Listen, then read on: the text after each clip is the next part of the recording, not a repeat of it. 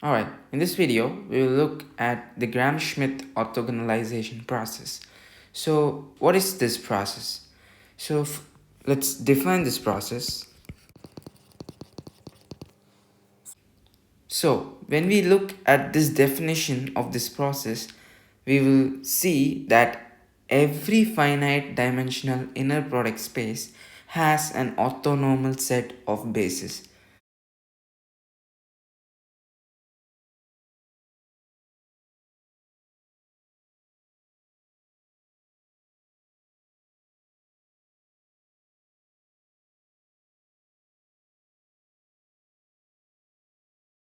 So, there are two words in this line which we want to look at. One is the basis and the other one is the orthonormal. So, what is a basis? So, when we have a vector space V of f and we also have a subset of this V of f as S, denoting S is a subset of the V of f, then the elements of S form a basis if they are linearly independent and if any element in the V of f can be generated from the elements in the basis. So that is when we call something a basis. So that is the definition of a basis. Now, what is orthonormal? Let's say we have two vectors u and v, and we want to define the orthonormal conditions for this. So what is the orthonormal condition? Basically, if you do inner product between two same vector, you will get 1. If you do inner product between different vectors, then you will get 0. That is what is called an orthonormal vectors. Two vectors are called orthonormal if they satisfy this condition. Now, for example, let's say we have R3, which is a vector space. Now, the basis for R3 can be taken as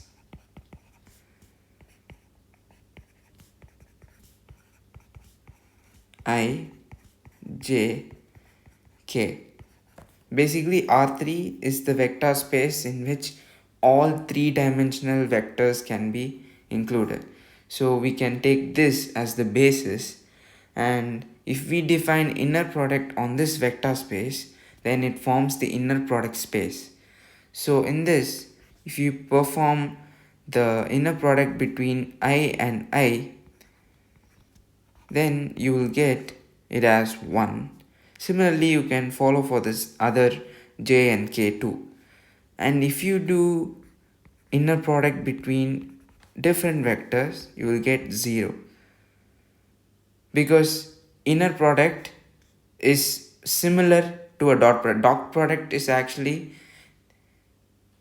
the extension of the inner product. So both of them are related. It is like I dot I is equal to 1 and I dot j is equal to 0. So, and in an orthonormal set of vectors, the magnitude of each vector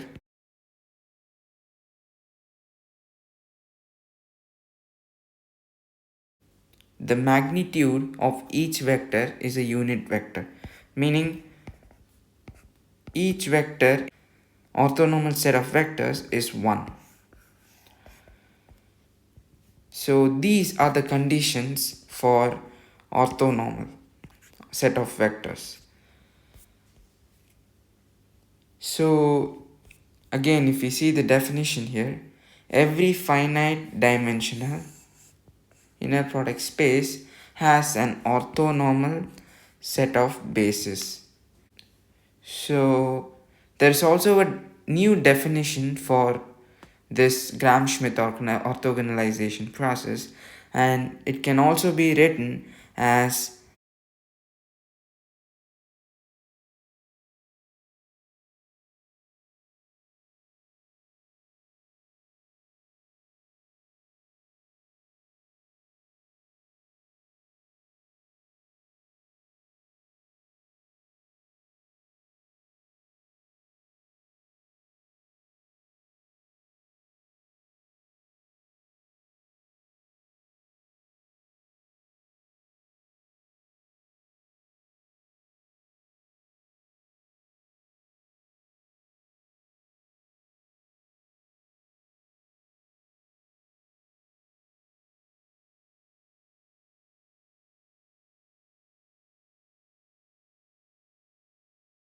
So yeah, this can also be defined as v. Let's say v of f is an n-dimensional inner product space, and there exists a complete orthonormal set of vectors. What is this complete? So here, complete means the largest possible orthonormal set of vectors you can get. It is the largest possible set you can get for an n-dimensional inner product space. So there exists complete orthonormal set of vectors, and every orthonormal set of vectors has n elements in the basis, because the dimension of v of f is equal to the dimension with the number of elements present in the basis, right? Dimension of v is equal to the number of elements in basis. So we have n elements in the basis, and it is an n-dimensional inner product space. So this is the another definition for Gram Schmidt orthogonalization process. Now with this knowledge, we will move into the real crux of this process, what really goes on in this process. So let v of f be an n-dimensional inner product space.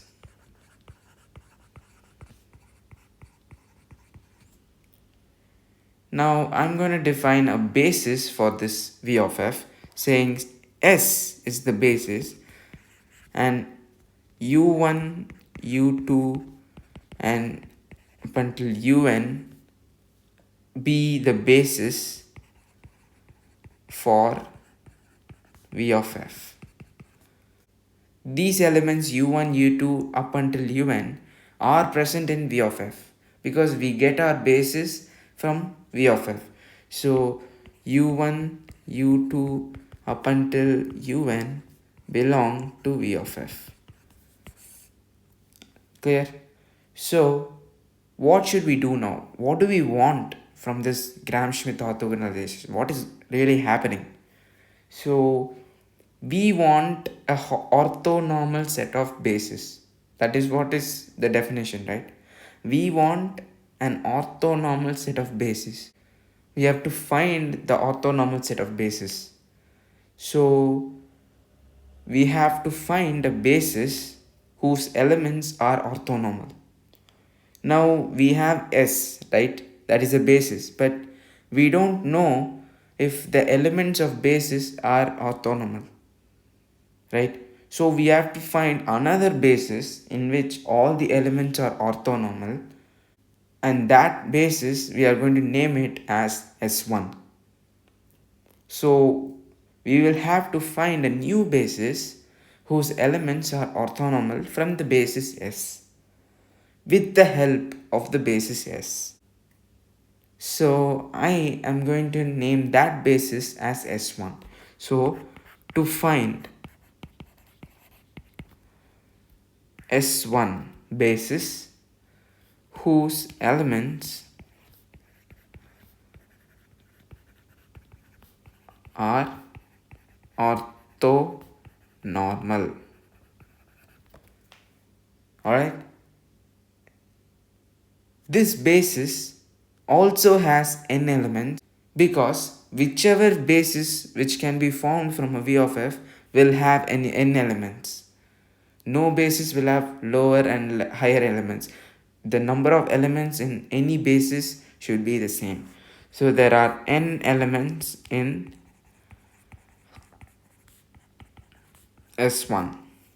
So I am going to define S1 as W1, W2 up until Wn.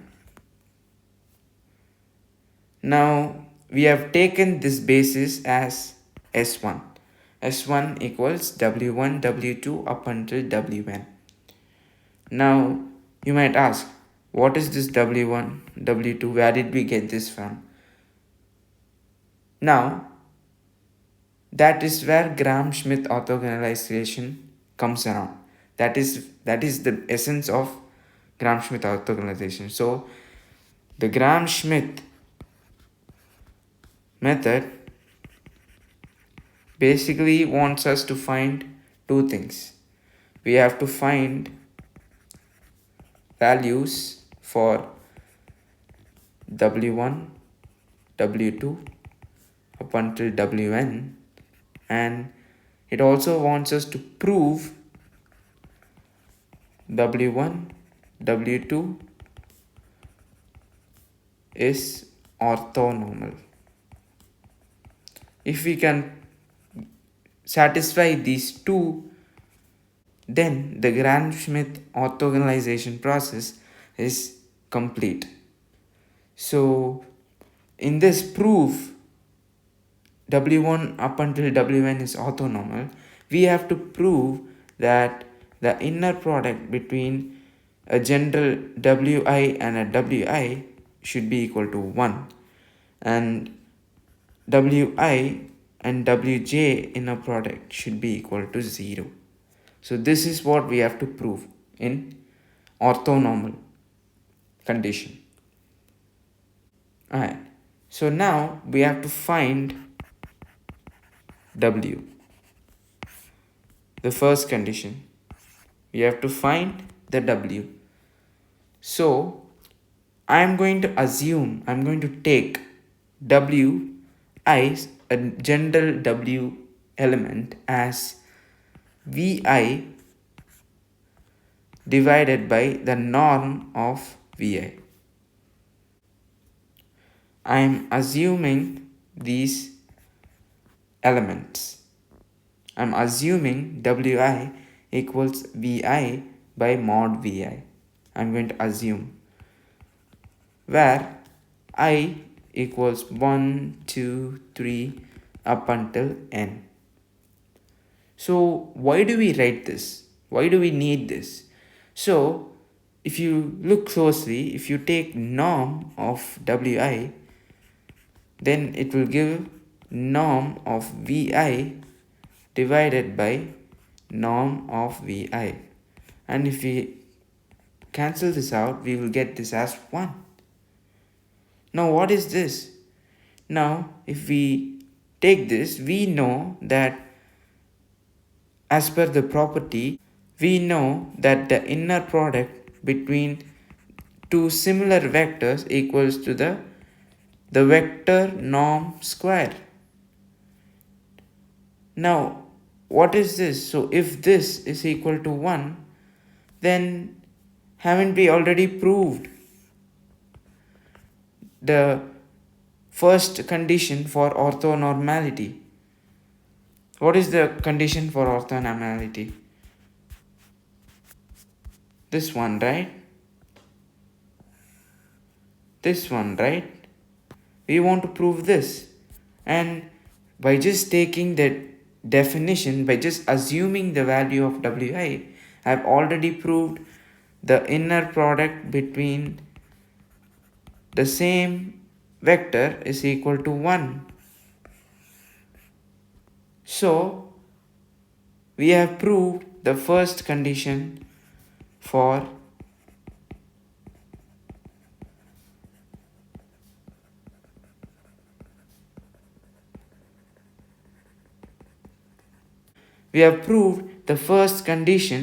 orthonormality. So now we have to prove the second condition for orthonormality. How do we prove that? So before that, let's look into this expression. What is this vi and what is this vi? How, again, just like how we assumed wi, we are also going to assume vi, because both vi and wi is not present in our v of f vector space. It is some values assumed by us in order to simplify and go forward with the Gram Schmidt orthogonalization process. These values were obviously given by the people Gram and Schmidt. So let's look at what is this Vi. So what do we have to prove in the second condition for orthonormality? So we have to prove that in our second condition that the inner product between two different vectors should be 0, right? So what I can do now is, how do we prove this? So what I can do is, I'm going to write these in terms of Vi. So I'm going to open and I'm going to write Vi divided by the norm of Vi and Vj divided by norm of Vj, right from our definition. I've expanded this. I'm going to close it. So now if you look closely, this term is a constant term. So I'm going to take this constant term out. So 1 by norm Vi into 1 by norm Vj, the whole bar, is the inner product between Vj, Vi and Vj. Now in this is a real part, this is a real number, so we don't require this complement. So I'm going to write 1 by norm Vi norm Vj, inner product between Vi and Vj. Now we don't have to prove Wi and Wj as 0. We have to prove this equal to 0. Are you getting it? So if we prove this as 0, Wi and Wj will automatically be 0. So now we have to prove Vi, Vj, the inner product Vi, Vj as 0 for all I, j. And how do we do that? So to show inner product between Vi and Vj should be 0 for all I, j going from 1 to n. How do we show this? First of all, we need to get the values for Vi and Vj. How do we get the values for Vi and Vj? To get Vi and Vj, we'll first look at that. So how do we get the values for Vi and Vj? So we get our Vi and Vj from our original basis S. What is our original basis? S is equal to U1, U2 up until Un. So we get our Vi from our original basis S. This is how we relate. This is how we get the new basis S1 from or by using the basis S. So I'm going to assume the values of V1 now. There is no proof for how these relations came, what I'm going to write below. It is just we are assuming for the orthogonalization process to go smoothly. So I'm going to take the first value V1 equals U1. There is no proof for this. So there is no reason why we should only do this. This is what was given by the scientists, the mathematicians who invented this method. So in the second step, you have to choose V2 as U2 minus inner product between U2 and V1 divided by norm V1 square times V1. So this is how we define the second element V2. So we have our S1 basis in which we have W1, W2 up until Wn. Remember, in a basis, no element should be 0, which means Wi is not equal to 0. That means Vi by norm Vi should not be 0. That means Vi should not be equal to 0. So, any element in the any element Vi cannot be equal to 0. It is only a non-zero value. So in the third step, how do we take V3? So V3 should be taken as U3 minus U3 V2 divided by norm V2 square V2 minus norm minus inner product between U3 V1 divided by norm V1 square times V1. Now there is a short form to write this. This can be written as V3 equals U3 minus summation I is equal to 1 to 2 U3 comma Vi by norm Vi square. So this is the short form of this. So this is how we define the third element. Now how do we define the fourth element in this? The fourth element can be defined as V4 equals U4 minus summation I is equal to 1 to 3 U4 Vi by norm Vi square.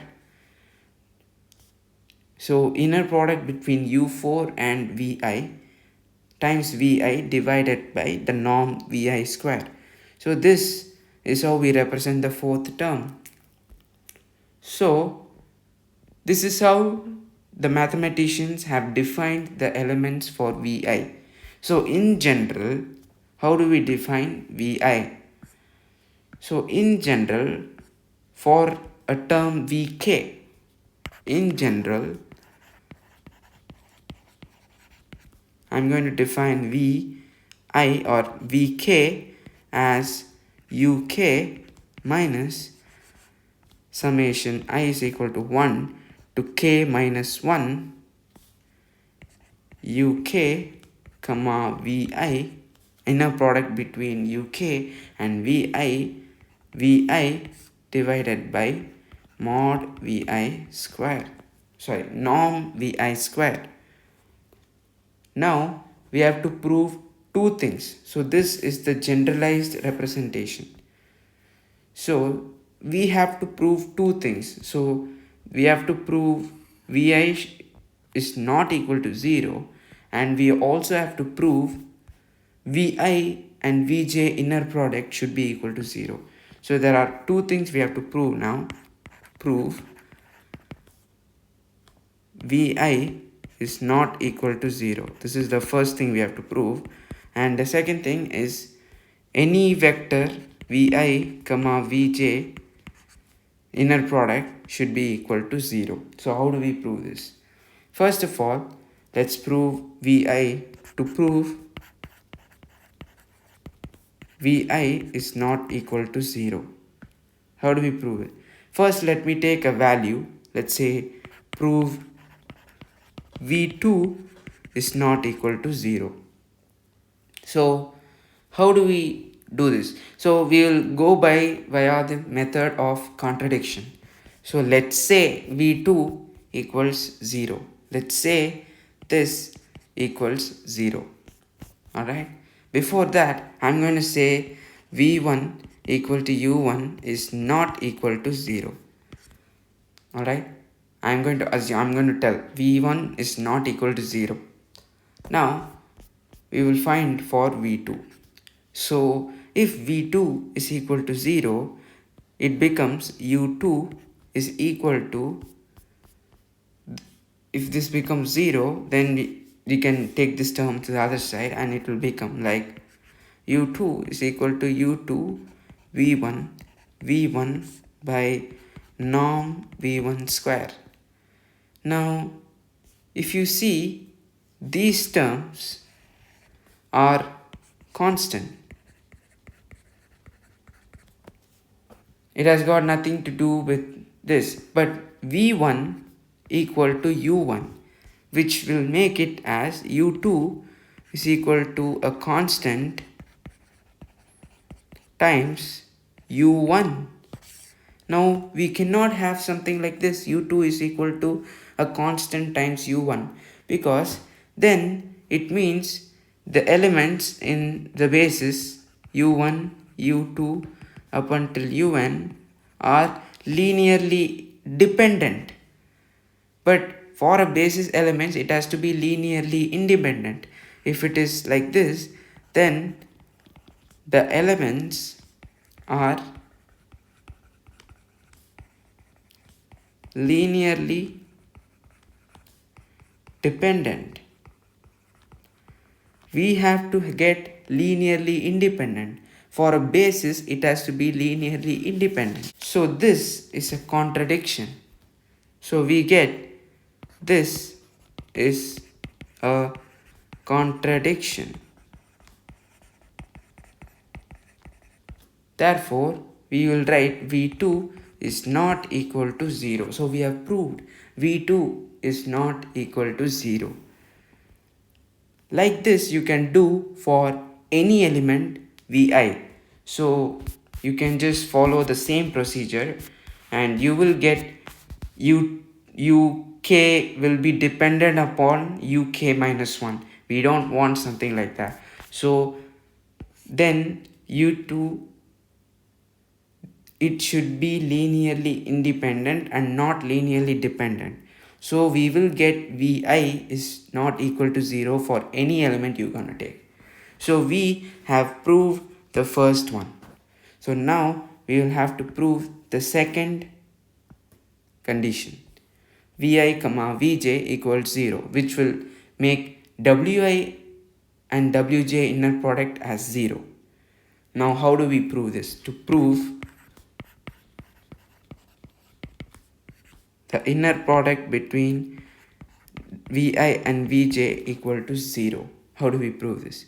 So I am going to use the principle of mathematical induction for this. So what is that? So first of all, I will check for n is equal to 1.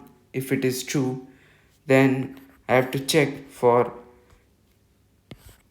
first of all I will check for n is equal to 1, and in the second step I will assume n equal to k as true,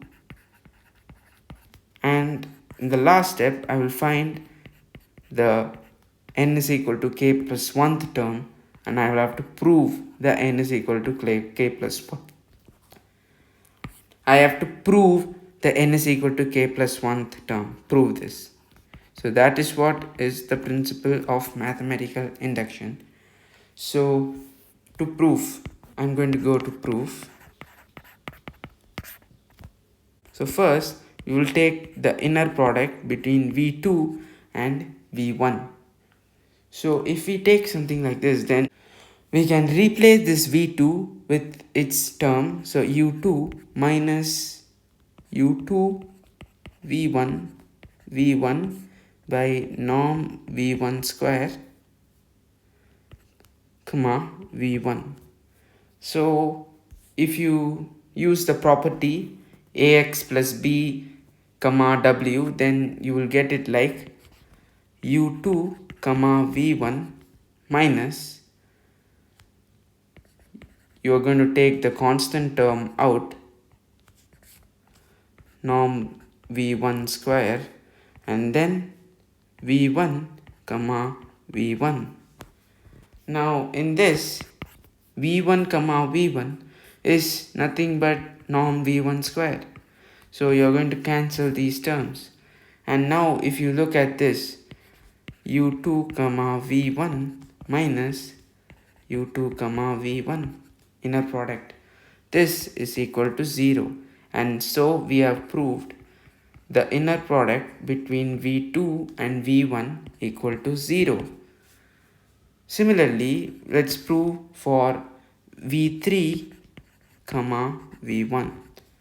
So I'm going to replace the v3 with u3 minus sigma I is equal to 1 to 2 u3 comma vi divided by norm vi square comma v1, and I'm going to write this as the inner product between u3 and v1 minus, I'm going to take the constant term out, I is equal to 1 to 2 u is equal to 1 to 2, and then I'm going to take the constant term out, saying u3 comma vi divided by norm vi square, and then vi comma v1. So if we expand this, then we will get this as u3, the inner product between u3 and v1. So if we expand this, we will get this like u3 v1 inner product minus inner product u minus inner product u3 v1 divided by norm v1 square v1 comma v1 minus inner product u3 v2 divided by norm v1 square v2 v1. Now from this we have proved v2 v1 equal to 0, so we can substitute it here, and this term will also get cancelled out, and similarly this also get cancelled out. Now we will get u3 v1 minus u3 v1 equal to 0. So now we have proved this term also equals to 0. So now we have proved it for the first two terms, the principle of mathematical induction. Now we will have to define it for a term vk. So how do we do that? So now take vk term using mathematical induction. We are going to assume the vk term as true. So to show the inner product between vi and vj equal to 0, where I is not equal to j, because if I equals j, then it will be equal to 1. So I and j goes from 1, 2, 3 up until n.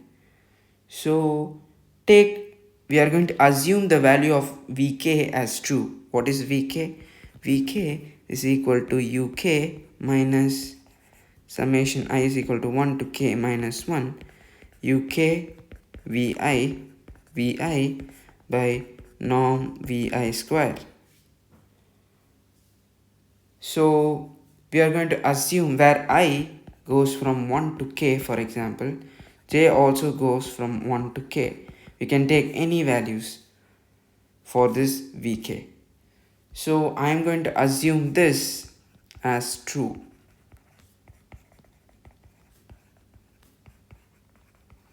So if we assume this as true, then we have to prove for vk plus 1, because that is what is the principle of mathematical induction.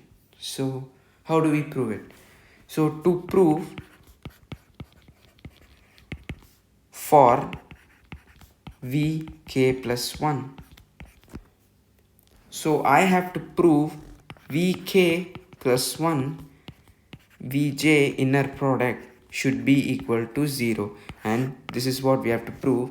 So I'm going to take the inner product between vk plus 1 and vj.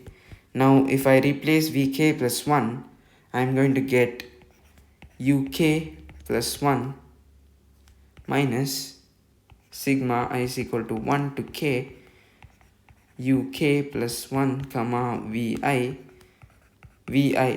by norm vi square comma vj. Now why have we taken vj? It is easier to take vj, because if we take vk here, then again we have to substitute this and it will become very complex. So I'm just gonna assume vj here for our simplicity. So now if we take the inner product, it will be like uk plus 1 comma vj and then minus sigma I is equal to 1 to k uk plus 1 and vi divided by norm vi square vi comma vj. So now we have got this term. So now for different values of I goes from 1 to k, you'll get different products. So we get v1 comma vj, v2 comma vj up until vk comma vj, vk comma vj. So for all the terms v1 v2 up until vk, it will be 0 except when I becomes equal to j. So now unless I equal to j, vi comma vj will be equal to 0. So now unless I equal to j, the inner product between these two will always be 0. So now we have to see for when I equal to j what will happen. So inner product uk plus 1 comma vj minus sigma I is equal to 1 minus, and then we will have uk plus 1 comma vj divided by norm vj square vj comma vj. Are you able to understand? Now when I equal to j and when I equal to j, we will get this as vk plus 1 comma vj, the inner product will be this. We have replaced I with vj because I equal to j. Now this can be cancelled out, and now this can also be cancelled out, and now we have proved vk plus 1 comma vj equal to 0. So we have proved for a vk plus 1th term also. So now we have proved that vi comma vj is equal to 0, and from this we have also proved that wi comma wj is equal to 0. And this is what we wanted to prove in the second part. After orthonormality, we have already proved wi comma wi inner product is 1 by just the definition, using the definition itself, and now we have proved the inner product between two different vectors equal to 0. So now what have we shown? So we have shown up until now that in the first condition norm wi equal to 1, which is nothing but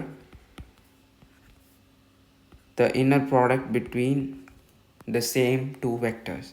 And the next thing, if I take this square out, you'll have the same 1.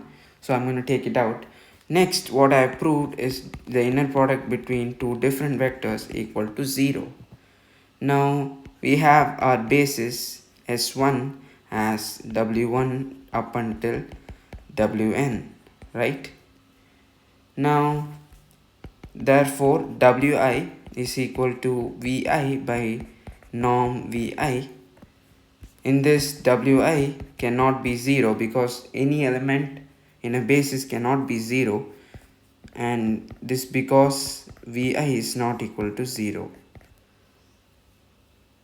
Similarly, I've said V1 is equal to U1, V2 is equal to U2 minus U2 V1 by norm V1 square V1.